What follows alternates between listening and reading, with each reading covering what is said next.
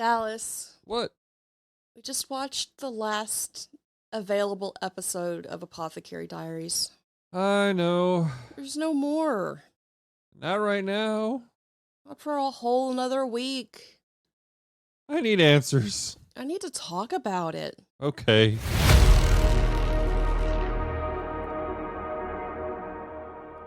What is happening here? Celeste, something's happening on the planet Geekery right this second. Glix, Priority Alpha Command, open comms, now. Loading Geek Culture language patches. Loading spiritual applications. Loading grace and hope directives. Comms opening in 3, 2, 1. Hello and welcome to Comm Talk, the podcast extension of Geek Devotions, the show from devoted geeks who are devoted to letting people know that they are loved. I am Celeste, and with me is Dallas. And for those of you who didn't know, we got sucked into the Apothecary Diaries hole. Yes. Hard. Super hard. We had never watched it. Nope. Until we heard during Anime April that everyone was having moments about season 2. Yeah. And then we were like, we should try this. Like it was trending like number one on For any trends multiple for weeks. And we're caught up until Friday. Yeah. So here's what's going to happen today. We're going to talk about Apothecary Diaries in the first half of the show. Second half of the show, we're also going to talk about Thunderbolts. Also a movie I need to talk about. So want to encourage you guys to buckle in because we're just processing. We don't hold ourselves accountable for what we're about to say. We literally finished last week's episode because they took a week off 10 minutes ago, maybe. Yeah. So you're getting our fresh thoughts. Yeah. So there will be spoilers. If you haven't watched Apothecary, the first season's on Netflix. Season 2 is on Crunchyroll. Let's dive into it. Celeste, for those who don't know what Apothecary Diaries is, just give us a summary of the premise of the show. The premise is that there is a young lady who is at the beginning of the show like 18. Yeah. She's of legal age. And she is going from her home to the brothel. The show's kind of risque. And First, we need to give some context because first off, time framing and location first. Yeah. Because right now people are going, what the crap are they watching? Right. All right. So first off, this takes place in China. I explain things badly. This takes place in China. And like it looks like it's like maybe the 15th or 16th century. Right. Like they don't have guns yet. Yeah. So it takes place in China, and I'm looking up what era Apothecary Diary takes place in. Anyways, but it takes place in China, and it's in an ancient time frame where you had the emperor, and he had basically the temple set up, and there were several courts. And in China, they ran things differently. They had their own. The emperor had concubines, basically, for political reasons. Yeah. Mao was a poor girl who was born in the brothel, basically, in the pleasure district. And her dad was an apothecary. Now, an apothecary is someone who makes medicine. Is that correct? Yeah, we would consider it like a pharmacist or an herbalist, except for a little bit more trained. Right. Whereas a pharmacist knows how to make the meds and knows how to treat certain things. They don't necessarily do diagnostic. Right. So she's raised in the slums, basically. And here we go. This is the year roughly the Ming Dynasty, so somewhere between 1368 and 1644. Well, and I just looked up because in the latest season, they reveal that flintlocks guns are new, right? And that was created in the early 16th century. There you go. So early 16th century. Yeah, So, anyways, so she is she's very intelligent. Yes. She's kind of disconnected mentally a little bit. Like she's very matter of the fact. She doesn't have a lot of social grace. Yeah. And but she's super intelligent, raised by her dad with medical information, stuff like that. And one day she's kidnapped. And the kidnappers sell her to the emperor's people. And basically she works as a servant in the courts, Yes. serving the concubines and the people. And through a series of events in the first couple of episodes where she basically saves the life of the child and the mother of one of the concubines. And unfortunately, the other concubine who was pregnant and who was about to have a child, her baby didn't survive. Well, they both had their babies, right? Yeah, their babies were already born. But the babies died. The other lady's baby died. She gets promoted, I guess, to be to work for one of the concubines Because she was in the washroom. Yeah. So she becomes a lady in waiting. And it's, I don't know what I was going to say with that. Yeah. I didn't watch the first few episodes, which is why I was like, I am terrible to explain this. I didn't start watching this without you, did I? Yes, you did. I don't recall that. Because you were originally going to do a devotion on it. That's right.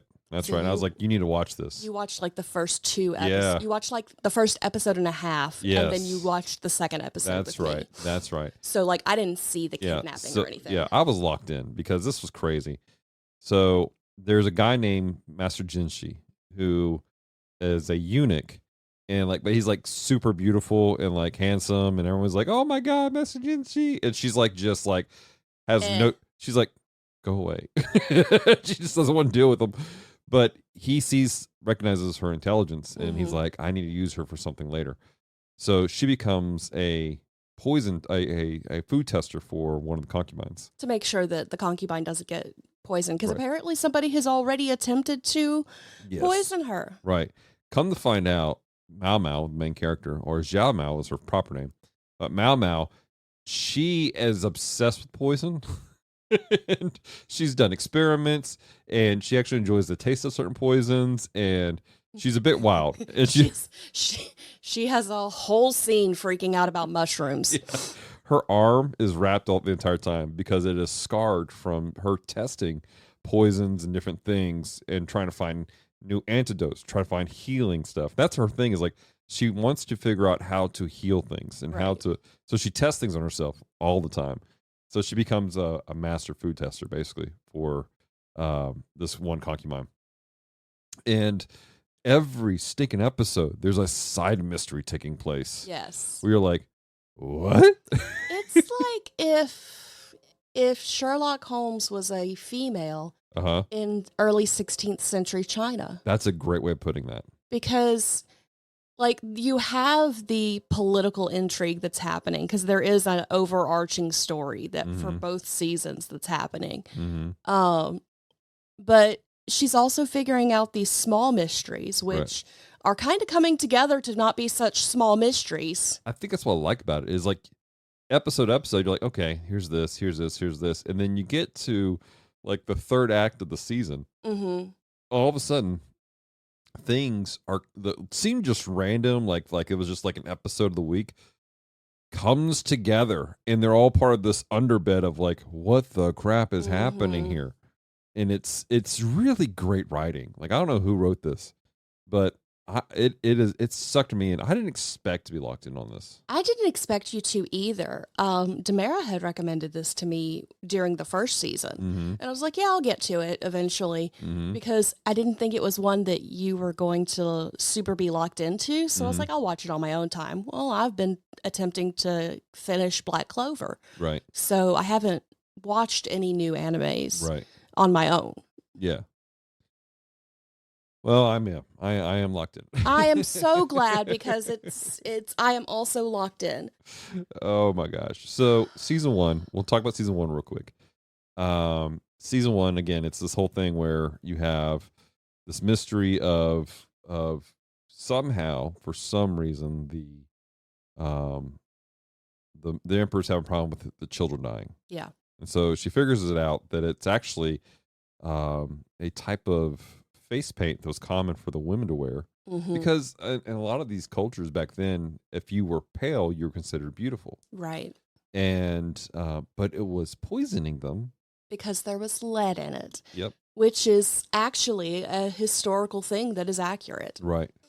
So that was what took place in that first season. But I'm trying to remember exactly how we've binged so much of it. We've legitimately spent, since we did the episode on it, we have spent the last several weeks watching a few episodes almost every day. Yeah. And I'm pulling up like a summary of season 1 for us because it was so much at the same time. It was just so good. But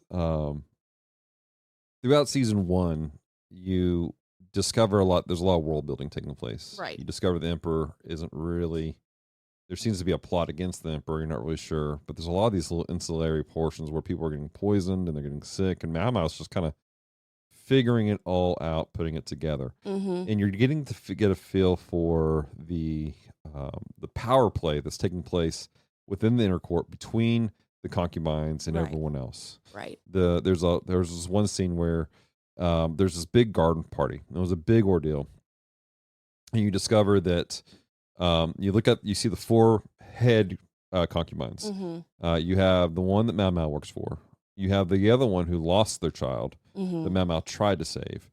Then you have a lady with purple hair who looks a lot like Master Jinshi, and she's older. Mm-hmm. And then you have a young girl. And they make it very clear the young girl is not one that the Emperor visits at all. He goes and has conversations with her, Right. but that's it. That's it. With this she's like 15. And it comes to find out, like, this is where it gets really weird. And this is a subtext for the second season. Mm-hmm. But she was originally chosen to be a concubine for the previous emperor, the current emperor's father. Yes. After he died, she went to go live in a monastery. Yes. And now she's been chosen to be the current emperor's concubine. And all of these ladies they have political importance. Right. Like, they come from an area that there needs to be an alliance, or they are the princess of that area. It's all political power play, which is super common in that day. Right. But there's also the undercurrent of one of these is going to become the empress. Right. Because he eventually will marry one of them. Right. So there's all these like little power plays taking place, and you get a real interesting feel for how every they call them pavilions is different. The one that Mau Mau works for is they're very kind, very lively. The one that the child had died, she has to go and actually help save the child. They're kind of prissy, kind of uppity. Mm-hmm. Then you had the other one with the little girl, and they're mean. They're so super mean to this her. poor little girl. Now, you say she's 15. She's 15 in the second season. Yeah. When we first meet her, she's actually 13. Was she 13 this Yes. first season? Wow. Meaning that it's been about a year and a half, so she probably had a birthday shortly after we first met her to turn 14. Yeah. And then she's 15. Yeah, but her servants are like, they're taking advantage of her innocence and youngness and just embarrassing her, treating her poorly, talking down to her. And we see that play out a little bit more later, but that her food tester royally screws up, and Mau Mau has to take care of that situation. But actually causes a shift to take place so that she has at least one person helping her. Right. Who one person on her side. Cares for her. Again, the other house where the child had died, she busts her butt, saves the lady, and then scares the crap out of all of her ladies awaiting. Yep. So that they're going, we have to do a better job. They're still uppity. Oh, yeah. Well, and part of the reason that she scared the crap out of them is they were continuing to put the lead makeup on her, and it was making her sick. And they're like, she should be beautiful. Yeah. Because she would want to feel beautiful. And she's like, you're killing her. And she goes off on this lady. Oh. Like, goes wild. Because Mau Mau, while she's in her own world, she goes, these people are sick. Yeah. Like, stop hurting people. Take care of these people. Because she grew up in an environment where there was like a lot of stuff, and her father and you kind of find out more about this later, but her dad used to be the head doctor in the emperor's area, but after something that we're still kind of shady on, not real clear on, he's kicked out. But he could be making tons of money as a doctor somewhere, but he lives in poverty because he goes, people need help. Yeah. Mau, they need hope. And so she's taken that. And so even though it's inconvenient to her, she's like, you're sick. Right. You're hurt. Let me take care of you. Let me do this correctly. She legitimately has the epitome of do no harm. Yeah. Yeah, exactly. Like, her dad trained her to be a doctor in an age where women are not supposed to be doctors. Right. And like, she gets super mad when somebody's being mistreated for no good reason. And at the same time, she's having to learn to, like, you know, do the power playing. Okay, I can't speak out here, or can't do this. So she'll drop hints to make somebody go do something else and stuff like that. And there's a subtext in Master Jinshi who he wants to use her for some sort of political play. You don't know why. You don't understand who he is. But then all of a sudden, like, he starts to develop these feelings for her, and he cares about her, and he's trying to hide it and everything like that. And of course, she's just like, he's just a eunuch, and it's, you know, he's whatever. And he's not just a eunuch. He's not even a eunuch. Yeah, like, you find out, like, in this first season, he's actually the brother to the emperor. Like, and I feel like that's not even that big of a giveaway, because it was fairly certain early on that he wasn't a eunuch. Yeah. Like, he wasn't acting like the other eunuchs. Right. So we don't know why. Like, you don't know why he's playing it dumb until you realize later. No, he's definitely the something different. So the first season, though, it wraps up with a really interesting story where you have there's this guy named Larkon, who is the strategist. Mm-hmm. And Larkon is, how do you put it? Crazy. Yeah. He's one of those, like, hyper intelligent people, not unlike Mau. He is nuts. He has an issue of not seeing people's faces. He can't distinguish their faces. Yeah. Like, he can't tell the difference. Mm-hmm. And so his uncle, when he was a child, taught him to treat them like go pieces. Yeah, which goes like a game. It's like Chinese chess, basically. Yeah, and so there was an episode from his perspective, which was just wild because nobody had faces. Yeah. They were all go pieces. Yeah, it was actually kind of like off-putting. It was a bit. Yeah, but you come to find out this guy who was actually Mau's father. That what happened was he fell in love with a courtesan from the pleasure district who was super intelligent, hyper intelligent, and he was just in awe of how she thought, and she was the only person that he could see her actual face clearly. So she was also the only person to ever beat him at Go. Yeah. Well, it was, again, her hyper intelligence, right? And it finally felt like he found somebody equal to him. And they have a night, a passion. Basically, she knows that she knew when she was ovulating, and she arranged it so they could do some stuff. Well, at the same time, something happens, and he gets sent away. Well, he comes back 3 years later, and come to find out she's gotten sick, and she had a child. She's been put away, and he's told that he can't ever see them, blah, blah, blah. So he's broken mentally, sort of. But he's kind of weird at the same time. He's very weird. But you have that whole thing take place in the background, and the season ends with Mau basically making it so that he can go and discover that she's still alive, because he thought she was dead. Mm-hmm. That's what he had been told. Yeah. Find out that she's still alive, and then he buys her out from the brothel. They don't call it a brothel, for what they call it, and marries her. And that's how season 1 ends, is this whole weird wrap up where you get this kind of history again. The world is taking place. You discover there's a power play taking place. Master Jinshi is not who he's supposed to be. Mau comes to find out is this daughter of this military official, who's a brilliant strategist, which makes sense. Mm-hmm. And yet there's something more taking place. And this is what I loved about the show so far, is every episode ends with this Bridger that you go, what is happening in the next episode? It's gotten more so Mm-hmm. than it was in the beginning. You're right. Like in the beginning, each episode, kind of Monster of the Week style, Mm-hmm. had a plot line that was summed up, Right. with the exception of the stuff with the face paint. Right. Everything was encapsulated within one episode, and then you were left with a teaser for the next episode. These last few episodes have been straight cliffhangers. Oh gosh. Like nothing's wrapped up. We know nothing. We have suspicions. We think that there's things going on, and we have no answers. Yeah, at all.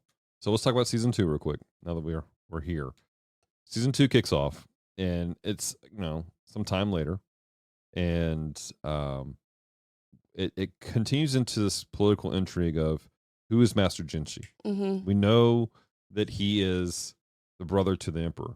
Well, then you come to find out the previous emperor was A sick individual. yes, super sick and highly manipulated by his mother, the empress. And he is he hurt many young people.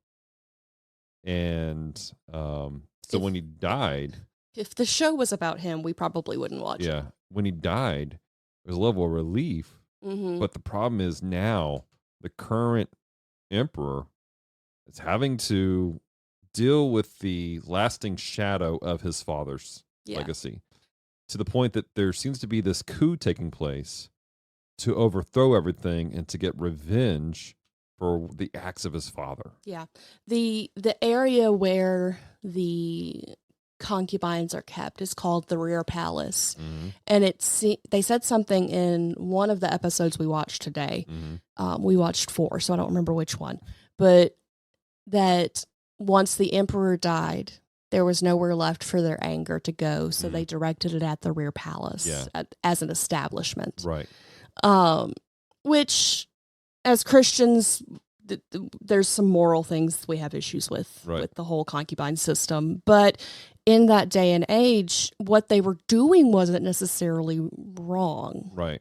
It's how their culture ran. It was how the culture ran. It was, but because the previous emperor was such a terrible person, and even by their standards, morally bankrupt, they had different things that, like, they have anger issues and they just want to take the whole system down. Yeah, exactly. It's a lasting, it's something we see even today, where you have people who they're walking in the bondage of things that took place yesterday, which was terrible stuff, but they don't know where to direct it because the physical people who hurt them are gone. Right. So now they're just mad at us as a situation. And like, you see that even today with other people, where you have somebody who's been abused for years, and that person abused them is gone, but now they see if there's something that is even a fragrance of it, they're just angry at it. Yeah. They're bitter at it. They want to attack it wholeheartedly.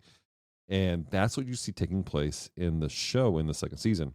And Master Jinshi, again, he's trying to navigate it. He's trying to figure out how to, throughout this season, he's trying to figure out how to properly explain to Mao Mao who he is. Because she, even though she's the smartest person in the stinking place, she's also incredibly dense. She is. She has no idea. And like I said, he's fallen in love with her as a whole. The Emperor seems to be aware of something, though. Like he's playing at something. And I feel like he knows that Jinshi is his brother, I think. No, he does. And I think he goes, okay, I see what's happening here, Jinshi. He does. Because in the last episode, Jinshi says something about, I asked my brother to put me in this spot. That's right. And so his brother knows who he is. He knows he's playing a game. But I think he also realizes that his brother is falling in love with Mao Mao because he takes them together to handle something. Right. And somebody It says something about, well, this young lady is highly intelligent, master. You should take her as a concubine to have a smart child. And the look on Jinshi's face. He's like, what? No. It was a straight up mine. He's like, but I love her. And of course, Mao was like, no, please. Oh my gosh. So, but where we left off in the season, basically, Mao's been kidnapped. Yeah. And again, you've discovered how deep the rabbit hole has gone with the conspiracy and how long this has been going on. We're talking years of preparation of making revenge take place. Yeah. One of the current high-ranking concubines comes to find out is in on this plot. And she's left the building. Like, she's gone. She's like, peace out, Girl Scout. Which in and of itself in this land is illegal. Yeah. And then her father is apparently part of the plot to overrun the current emperor, and come to find out, because they do this whole thing where you find out that the original lineage of the emperors had come through this one woman, and they were supposed to be colorblind. Well, this one guy who's a high-ranking official, but he's not the emperor, is colorblind. And again, it was his daughter who was the courtesan that ran away. Which we knew he was sus. Yeah. Oh, totally. We realized early on, he probably arranged both assassination attempts on Jinshi. Yeah. Because what it is they're trying to figure out, because if the current emperor dies, Jinshi takes over. Right. So, which is the reason why Jinshi, when he's in public, he wears a mask hiding his identity as the brother of the younger brother, but also the reason why he's taken on the role as a eunuch. In the palace, he can keep track of the rumors of things going on, but things are getting wild. Yeah.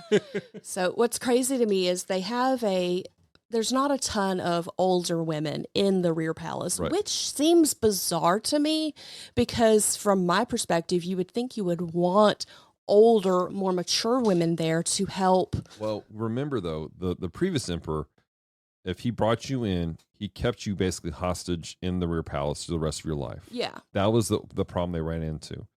That was where a lot of anger is with this taking place. Right. Because he was kidnapping 10-year-old girls, basically. Yeah. This new emperor who goes, what the crap? Dad, no. Everyone's only on a contract of a few years. Yeah. Well, he also outlawed slavery. Yeah, he outlawed slavery. His mother got rid of the practice of making eunuchs. Mm-hmm. And she also established a hospital or a clinic for people, for women, and like they're doing a lot of correction, of what took place beforehand. She's created a clinic near the wash houses where any of the workers, the eunuchs, the ladies who serve, like anybody who works, the military can go to get healing and have a moment to sit away from everybody, rest. Right. Also, Jinshi has established a system to teach the young servant girls to read and write. Yeah. So that they are literate and then have the ability to get better jobs when they leave their contract. So like you said, they're doing a lot to improve the lives of the people who are there. Right. But they're still having to overcome this shadow of how terrible of an emperor. This last episode, there was a moment that really struck me the most where you really saw the shadow of it. Yeah. And it was that Jinshi, again, he's investigating, trying to figure out where Mao is. This is what I was trying to bring up. He's first off, he's having to play it cool and act like he's just a eunuch, a noble eunuch, and he's not super invested in this girl, but he is. And they find out that one of the conspirators that they're looking for, who's disappeared, who died and came back, that was wild, was seen at a graveyard. Well, the graveyard was for all of the previous emperor's concubines who had died. that were held hostage in the rear palace for their entire lives. Mm-hmm. Well, while he's there, he sees the nurse from the clinic. Mm-hmm. The nurse is part of the conspiracy to cause the abortions taking place and the death of all the children. Yep. And also was part of the conspiracy that kidnapped Mau Mau. We're still not sure why. And so we're not sure why they kidnapped Mau Mau, but we know why she's doing what she's doing. Right. Because she also was forced to be there. She was a concubine at one point. Well, I don't know if she was a concubine, but she was a servant girl that was there for sure. No, they said once the emperor touches you. Oh, that's right. That's right. So anyways, but she was a little girl back then. She said earlier that she was 10 when she came in. Well, when Jinshi sees her, he smells the cleaning alcohol that Mau Mau was making on the slate. So he grabs her and he tries to talk to her. The lady looks at him and she sees the old emperor. Yep. Because nobody remembers the emperor when he was young. But she does. But she does. And Jinshi looks just like his father. Which is something we knew because we had flashback scenes. Right. But it hit him. And he has this moment where he's like, because Lei tries to kill herself right afterwards. And he's having this fear of like, I look just like a man that when people think of him, they shuddered in fear and try to kill themselves. Like he's carrying a shadow he can't control, a legacy that's dark. And he's like, what do I do with this? He's not responsible for any of this. Right. He's been doing his best to make things right and to do things in a different way. But he looks just like a man that hurt untold people. Yep.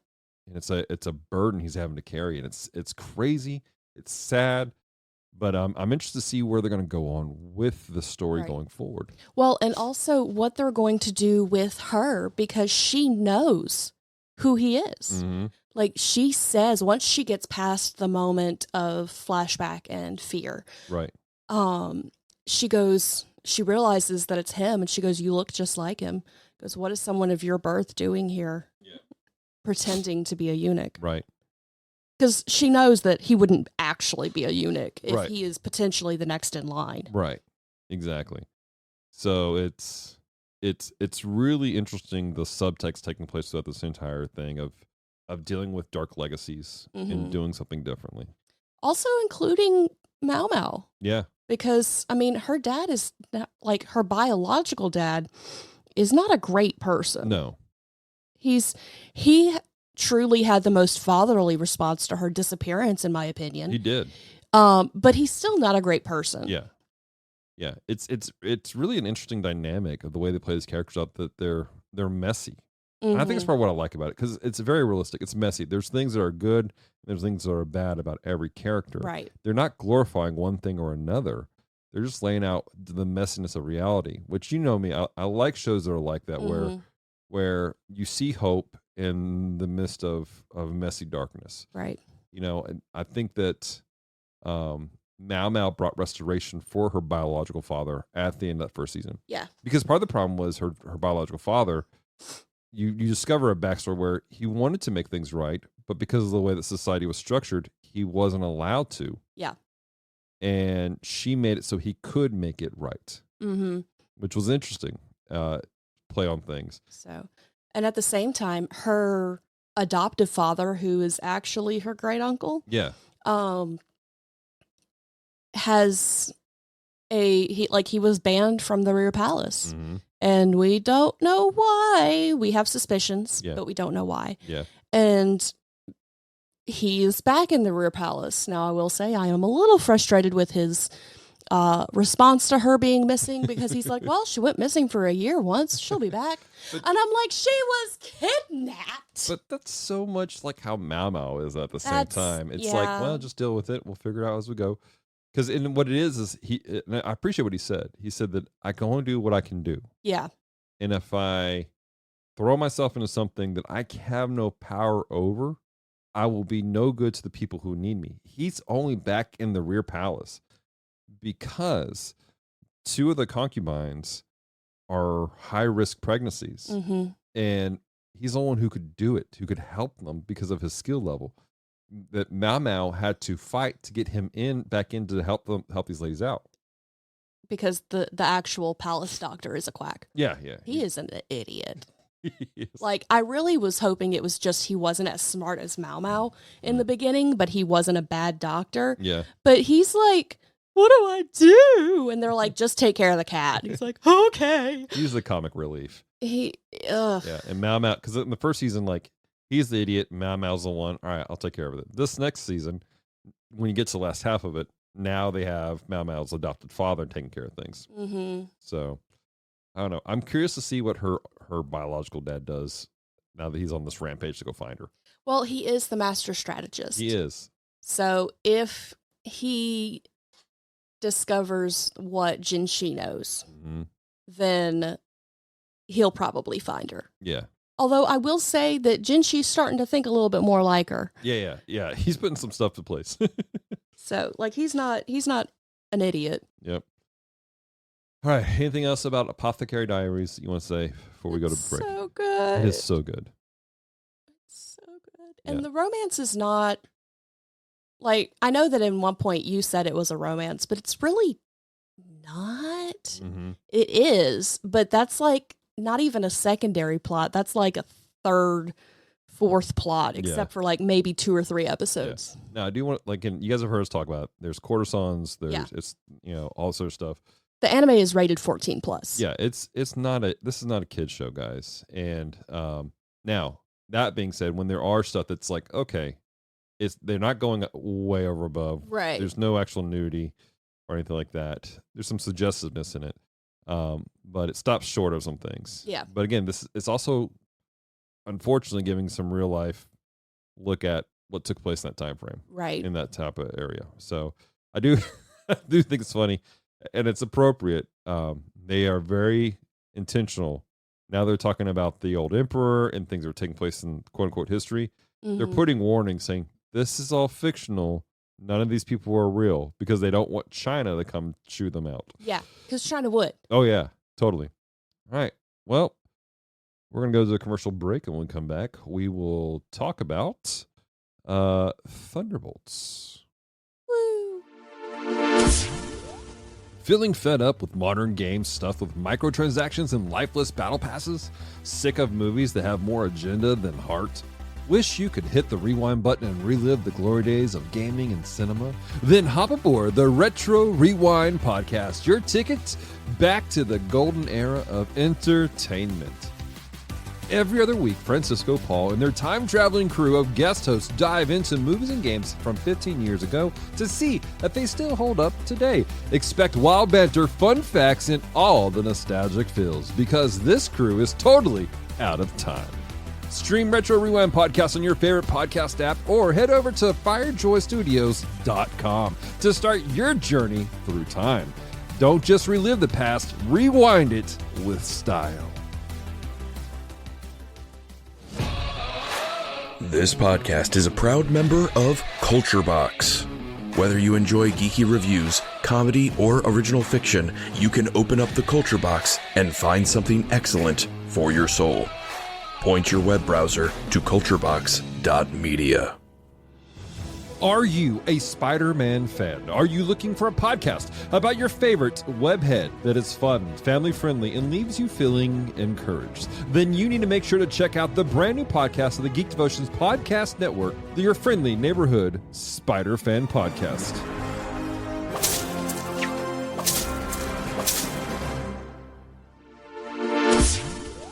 All right, and welcome back. Hope you guys go and check out our friends there.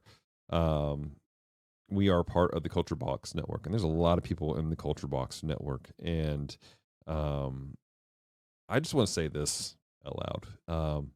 The guys in the Culture Box Network, they're a lot of fun. They are. They're a lot of fun. And at the same time, they genuinely care about each other.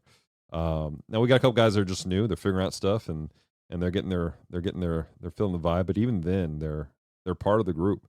We had one guy that was having some issues, and so we're talking through with stuff with them. But everyone there is very different, and they all have different what's the word I'm looking for? Different personalities. Yep. All their shows are different. So I encourage you guys, go check out Culture Box. All right. So, ladies and gentlemen, we're going to talk about now Thunderbolts, the other thing we've been watching. We watched. we watched. We can't rewatch it, sadly. Not yet. Not yet.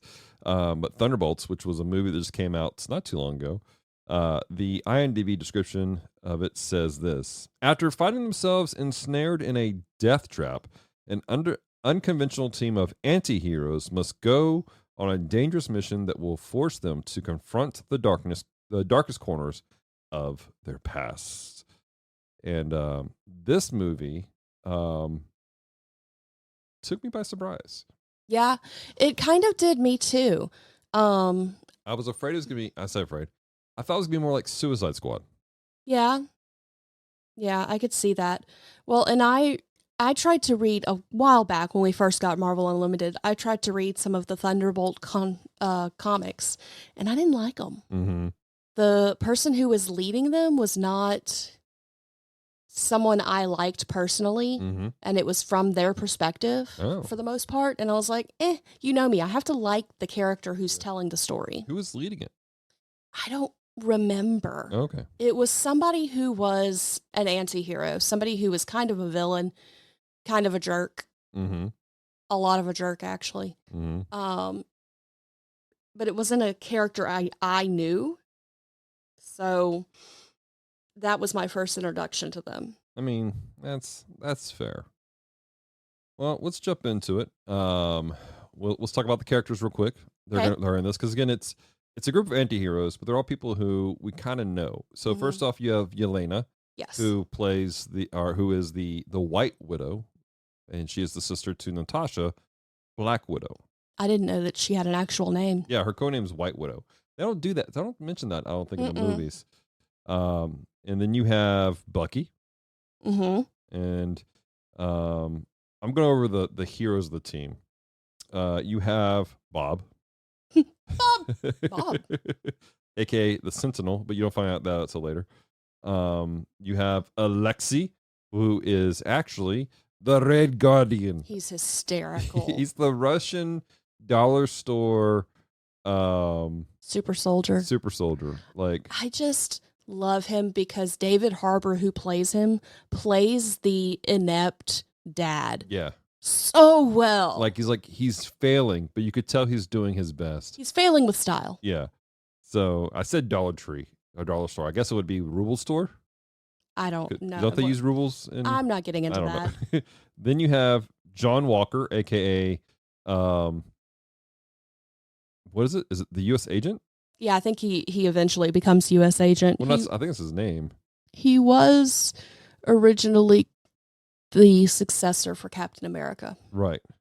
Yeah, U.S. agent, which was, again, he was supposed to replace Cap, and that didn't go well. Nope. Then you have Ava Starr, who I believe is Ghost.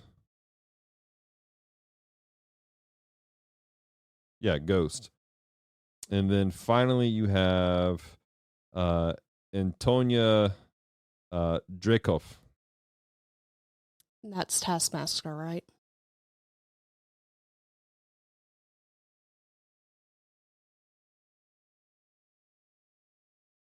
Yes, that was Taskmaster, which, spoiler alert, she was on screen for a total of 5 minutes. Yep. Well, technically she was on screen when she was dead. Right. But yeah. So here's what happened, guys. The premise of it is there's this big criminal investigation against Valentina, who she is running basically a black ops team doing different things. And you've seen her in different Marvel shows. Mm-hmm. And basically she's like, oh, we got to clean everything up. So I think she was probably in Brave New World, which we haven't watched. We have not.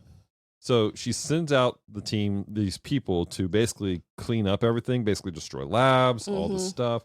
And then she sends, because you were following Yelena around, sends Yelena to this facility in the mountain. Well, because there's this person who seems to be robbing her. Well, she goes to this facility, and it's Ghost. Well, then U.S. agent shows up, and he's trying to kill Yelena. Well, then Taskmaster shows up, and she's trying to kill U.S. agent. At which point, Ghost turns around and shoots Taskmaster because she was there to kill Taskmaster. Come to find out, they didn't know they were all working for the same lady, and this is that lady's cleanup. Yep. Valentina sent them all to clean each other up. Yep. And come to find out, in this underground base is a box with a human body with Bob. Which Valentina didn't even know. Yeah. She didn't know. Bob was apparently being experimented on for a project called Sentinel, where she was basically trying to make the ultimate super soldier. Mm-hmm. I thought for a minute they were going to try to do, what's his name? Adam. Oh, I can't remember his name, but I know what you're talking about. Yeah, the one who's like the golden child. I think that I feel like they've just scrapped that project altogether, because I think that was connected to, what was that movie that nobody liked? There's been a few of them. They're having a few on, but this is the one of like a new group of heroes, Eternals, I think. Oh, yeah. Yeah, I think that was supposed to be part of that whole aspect, maybe. Yeah, and nobody really liked the Eternals. I thought it was fun. I thought it was a fun movie too. It wasn't amazing, but I thought it was fun. So, anyways, that being said, you're following them. That's like the first act of the movie. Mm-hmm. So the rest of the movie is them trying to survive and figure out what's going on and coming together in this quirky, like, we're a group of heroes. We're not really working together, but we are. And then you have everything take place with Bob, which you did a whole devotion on this past week. I encourage you guys to go check it out. Celeste, can you break down what's up with Bob? Sorry, it's just that phrasing. So Bob was a dropout from college student. Drug addict. He was running around like Malaysia, mm-hmm. one of those countries where they don't have great regulation on their scientists. And that's where Valentina had a company doing stuff. And so they basically got him to sign up for the trial, promising him that it would be a trip like none other. Yeah. Well, he thought it was going to make him better. He did think it was going to make him better. It wasn't a drug trip, but it was like he thought he was going to become a better person. Well, he also thought that it was going to be drugs. Probably, yeah. So he was also planning to use the money he got from the trial for drugs. He was an addict, and so he I don't know what they did to him, but they tested him into where basically he like has super strength and super speed, and it was a hyper form of the serum that they gave Cap. And every time they try to redo that, it ends up bad. Oh yeah. Like, leave these poor people alone. Right. Stop trying to make another super soldier. But anyway, so but he also has major depression. Mm-hmm. And I think might actually have DID. Oh, yeah. Which, for those who don't know, that's dissociative identity disorder. Yes, which in layman's terms is multiple personality disorder. I think he might have a form of it. I think he had a form of it, mm-hmm. probably from all the drugs. Mm-hmm. Because he would like start talking to himself. And I really think he was talking to the void before the void showed up. Mm-hmm. So Valentina was the big bad, but the void was the one who was the actual problem. Yeah. Now the void, it was the dark space in his head that would tell him that he's useless, that he is no good, that he is the problem. Mm-hmm. And again, it's depression. It's really what it is. Yeah. And when he got the superpowers, because he says that, like, when people have, maybe it's more of a what's the word I'm looking for? Bipolar. Manic. Yeah. When people go dark, they go dark hard. Yeah. And it goes fast, and sometimes don't remember how bad it is when they come out of that mode. And so it's a level of that also. But he doesn't remember what it's like when he goes dark. And with the superpowers, it gets really dark. like he waves his hand and it looks like it. You know what it reminds me of is The snap? not the snap. It's the footage of Hiroshima and Nagasaki where Oh. it's just shadows left. Mm-hmm. And what it's and you're when it first happens, you're like, holy crap, he's wiping out everybody. What it really is he's sucking them into the void. Yeah. And they're basically what they called shame rooms. Yep. Where they're living their worst moments, which is what he is constantly doing himself, is living in his worst moments. Yep. It's nuts. Mm-hmm. It was nuts to watch. Oh yeah. So, but like I feel like that part of the movie was so heavy and so, for lack of a better word, so dark. Mm-hmm. But the rest of the movie is hysterical. Yeah, there's a lot of funny things in it. Like the fact of Alexei driving that ridiculous limo in the desert going, Yelena, it's your father. Don't go into the thing. She's gonna kill you. And she's going, oh my God. Yeah, Elena's hiding her face. Like, who is that? She's like, I don't know. I don't know him. It's like, is that your father? No, Nope. it's not. It was so funny. But honestly, I think the tonal shift, I know some people complain about that kind of thing. I think it actually helped keep the movie entertaining and progressing, because it did get to a point where it's like, all right, it's more of the same. Like there was a flow to it, and it made sense at different moments. Right. And there's some people that are like, oh, nobody makes jokes in hard times. No, they really do. Dark humor is a thing. Like I'm sorry, but like making jokes is how I get through hard times. Yeah. Like it's how I don't forget years ago. This wasn't necessarily a hard time, but it wasn't fun. I was at the church, we're cleaning up, and I missed a step. Oh yeah. And I fell, I put my foot down, and I actually chipped the bone in my foot. Yep. And it hurt like the dickens. And so Matt comes over, he helps me get up, and he goes, can you put your foot down? I put my foot down, and it sent a shockwave from my foot into the back of my eyes. I was like, oh, well, that tickles. And Matt's like, no, that's not tickling. Thankfully, Matt knows you well enough to know what tickling means for you. So, but the point is, like that's my response. Yeah. And that's something that it's a reflex to make a joke, to break the moment so we can think clearly. Yeah. And this does a great job of highlighting that, in my opinion. Yeah. But then there's like just super impact. Like the most impactful moment was at the end when Bob is literally fighting the void. And the void's like, go ahead, come at me. And he's fighting the void. He's punching it. He's going crazy. He's losing control of himself. And as he does, the void continues to consume him. Mm-hmm. And what happens is the rest of the team, they're tied up, and they realize this isn't how you fight this. Mm-hmm. He's not meant to fight this alone.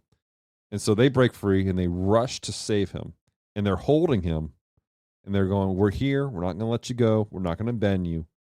And when they pull him off the void, and he stops fighting, and he accepts that there's people there with him, and he's not alone, that's when things change. Yeah. Which is it's a beautiful moment that really symbolizes what it looks like for people who are fighting depression, when they're fighting it on their own. Yep. And they're going at it so hard, it consumes them even more. Yep. That we need community. We need people in our lives to be there with us. Right. And it was also interesting to me because Bob had the perspective of being a superhero dealing with this, of this being a manifestation of his depression and whatnot. But Yelena was going through the same thing on a more relatable level. Yeah. Like, I don't know about you, but when I have dark thoughts, it doesn't manifest as a dark shadow that's taking over New York. Not a thing. So Yelena was dealing with this, but again, in a more relatable way. Yeah. The movie starts out with her going something about she used to be happy and then her sister died. And then she's just going from there. Right. Like that line, I don't remember the exact line, but it set up the tone for her perspective for the rest of it, because she really was the main character for the movie. Yeah. But it just was interesting to see the two parallels. The one that's like, this is like, we're not all assassins, but struggling with grief, struggling with depression, struggling with all of that. And then to see it personified so intensely with Bob at the same time. Like, she's coming to the realizations milliseconds before Bob does. Yeah. And that's how they end up saving New York. Yeah. So at the end of the day, I just really had fun with the movie. Oh, yeah. I feel like it's been a while since I've enjoyed a Marvel movie like that, though. Yeah. Well, we haven't really watched a lot of Marvel movies. We haven't watched the Guardians of the Galaxy movies. We haven't. Not the third one. We watched the second one. Yeah, we haven't watched the third one yet. We didn't watch the new Captain America, which we heard nobody liked. A friend of ours fell asleep twice in the theaters with it. And that's in 2 different viewings. Yeah. So I don't think we've gone and seen a Marvel movie in theaters in a while, because there haven't been good reviews. And if we're going to spend money to go to a theater, we need it to be for Geek Devotions, unless it's just one that we're super, super about. Like, I want to go see Lilo and Stitch at the end of this month. That's probably not going to be for Geek Devotions. I just want to go see Lilo and Stitch. But if it's not a movie we're super gung-ho about, then it needs to be something that's going to be beneficial for the ministry. Right. And the rating systems that the other stuffs have been getting has not been beneficial. Right. So the last 5 have been Captain America, Brave New World. Technically, part of it, Deadpool and Wolverine, which was okay, but still wasn't great. The Marvels. We watched that in theaters. We did watch that one. We enjoyed that one. We did, but it was still lacking something. Yeah, and no one else enjoyed it. Yeah. Guardians of the Galaxy, Volume 3, and then Ant-Man and Wasp, Quantumania. Those are the last 5 that took place. Didn't we watch that one in theaters? We did. A couple years ago. Okay. Yep. So, but again, it just, something hasn't felt fun in a while. I think they were trying to live up to the intensity of Endgame and Infinity Wars. And you can't do that. Right. Well, if you're not building good worlds. Right. You know, that was the thing, is that there was a setup of everything. There was an undercurrent. Of course, it was brand new. Nobody knew what was going on. But then the problem is we're peppering in these series, and the series have been kind of hit or miss. Yeah. And at the same time, because they're trying to do what I've been saying for years, let them have different tones. Not everything needs to be exactly the same. And so they're trying to do that, but the audience who said that they need to do that doesn't like the fact they're different tones. I don't know if it's that the audience that said they needed to do that doesn't like the different tones as much as it is that they're not as vocal now that they're getting it. And so then the people who don't like it are more vocal. Exactly. So I don't know. It's a lot. Yeah. Like, we enjoyed the Captain America and Winter Soldier show. We did. We enjoyed Miss Marvel. I'm looking forward to the Ironheart one, because I'm hoping to get, since it's a young girl, I'm hoping to get more of a Miss Marvel feel. I'm worried about that one because, again, and for those of you who don't know, Ironheart was I haven't gone too far into it in a while, but when she came out as a character in Marvel, it was such a weird transition into her that nobody liked it. I want to say that it was during the time when Marvel was firing a lot of writers. I don't know. There seems to be a direct correlation of, or maybe there was a strike. I don't know. I don't think it was any of that. Really? It was during that time frame where they were just changing characters for the heck of it, and they weren't respecting sources. That's where a lot of it came from. So, anyways, anything else about Thunderbolts that we did enjoy? Bucky trying to be a senator Yeah. was hysterical. Hysterical. It was. Because one guy's like, you should read the dockets. And he's going through reading the The man dishwashes his arm. Yeah. Put his arm in a dishwasher to clean it. I'm like, what in the world is happening? Yeah, it's like this man is literally a soldier. He has been a soldier all of his life, and his life is much longer than it should have been. Like, he doesn't even remember the downtimes because of his story. Right. So it's just hysterical. Right. But he's trying to do things right. So I loved that. Definitely. I loved Alexi. Yep. It was a good show. I encourage you guys to check it out. All right. Well, anything else we need to talk about real quick?